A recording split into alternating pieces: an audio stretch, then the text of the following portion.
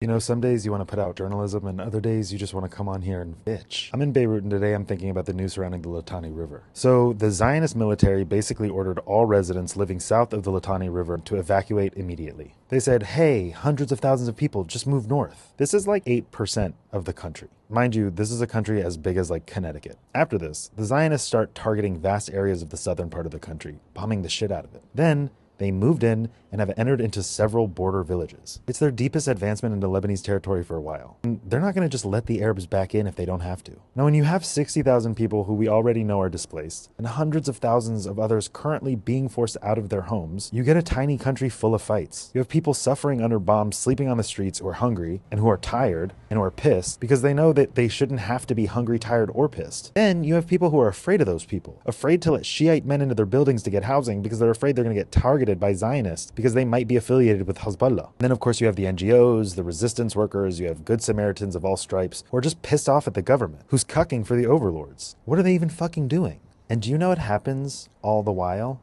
The Zionists just keep settling. As they do best, they just keep settling. My colleague, who's a great Palestine historian, made a timeline about the Zionist obsession with the Litani from day one of their ancient beginnings, aka in 1919, when Chaim Weizmann, who was later the first president of the occupation, said, quote, "The Litani was essential to the future of the Jewish national home." By the 1940s, Zionists were fomenting and saturating themselves in all sorts of scammy ideas, and one of them was the idea that the Litani should actually be the forcibly manufactured Jewish state's northern border. By the 1950s, we got to read Prime Minister Moshe Sherett's diary, where he basically wrote, "Dear Diary, there's this other Moshe. He wants to just invade, occupy, and then settle south of the Litani River in Lebanon." And then we all know what happened in 1978. The Zionists invade Lebanon up to the river until a UN resolution was like, hey, you guys actually have to back up because actually this is ours. Once again, making Lebanese people a guest in their own fucking home.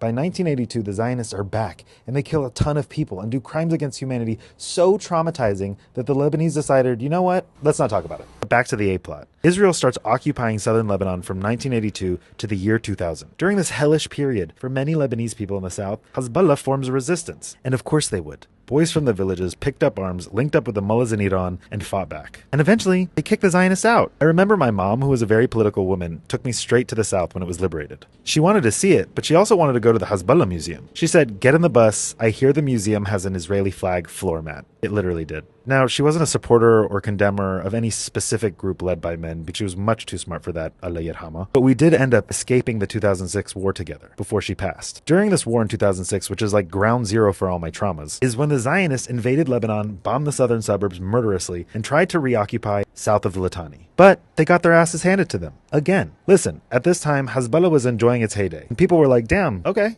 So now, very hungry hippo US-funded Zionists have been back in Lebanon, trying their damnedest to eat it all up from the bottom once again.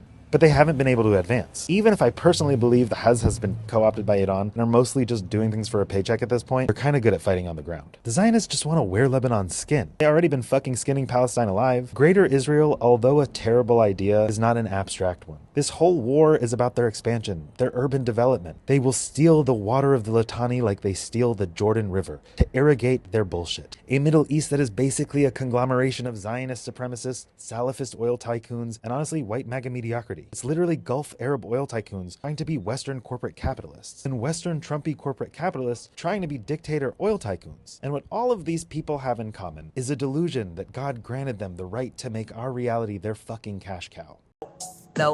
لو مع عفيف نسولي على الأمة لو استمعت الأمة